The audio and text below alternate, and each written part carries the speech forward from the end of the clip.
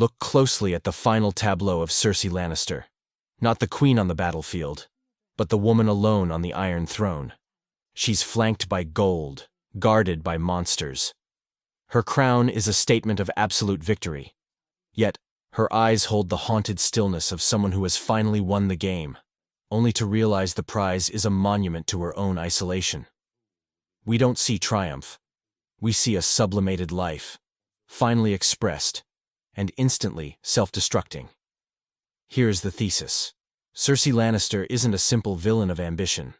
She is a profound psychological case study on what happens when a brilliant mind is systematically denied its legitimate path to power. Cersei's power was never her goal. It was the largest, most spectacular psychological defense mechanism ever built to manage an untreated emotional wound. Cersei's crucible wasn't physical hardship. It was the gold-plated cage of gender. She possessed the sharp mind, the cold focus, and the ruthless political acumen of Tywin Lannister. But where his ambition was expressed as conquest, hers was immediately and irrevocably sublimated into manipulation. The system of Westeros looked at her ambition and effectively said, "You are unfit to inherit the title, but perfectly suited to inherit the role of mother and wife." This societal denial birthed a profound inferiority complex, not based on personal failure, but on social deficiency. Her beauty, her royal marriage, these became the armor she wore to distract from the intellectual powerhouse underneath, a necessary defense against constant, systemic invalidation.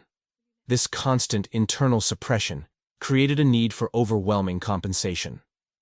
Cersei developed deep-seated narcissism, not out of simple arrogance, but as a rigid psychological defense against the fear of being seen as less than. If society limits your value, you respond by demanding that society worship that limited value. This fragile sense of compensatory grandiosity required absolute fealty. Any challenge to her self-image, any slight, any public disrespect, was not a political threat, but a direct narcissistic injury. This injury would later drive her most explosive and destructive decisions. How does a psyche deal with an internal frustration that is too fundamental to fix? Through displacement. Cersei's true rage, at the patriarch who dismissed her, at the system that caged her, is too dangerous to confront directly. Instead, it is displaced onto a rotating cast of external enemies: the Starks, the Faith, the Small Council. Every conflict, every ruthless act, is at its core a projection of internal conflict. She is not fighting for the security of the realm. She is fighting for the untouchable sanctity of her own wounded ego. For Cersei, the world must burn because the original, internal wound cannot be healed. The relationship with Jaime is often framed simply as forbidden love. Psychologically, it's a frantic attempt at shadow integration.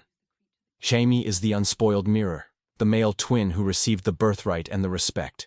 Their bond is an attempt to reintegrate their separated selves and claim the whole Lannister legacy together. When their relationship falters, it's not just a lover's quarrel.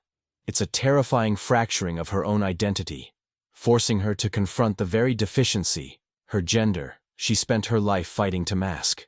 Cersei achieves the ultimate victory, sitting the Iron Throne. But this is the destructive apotheosis.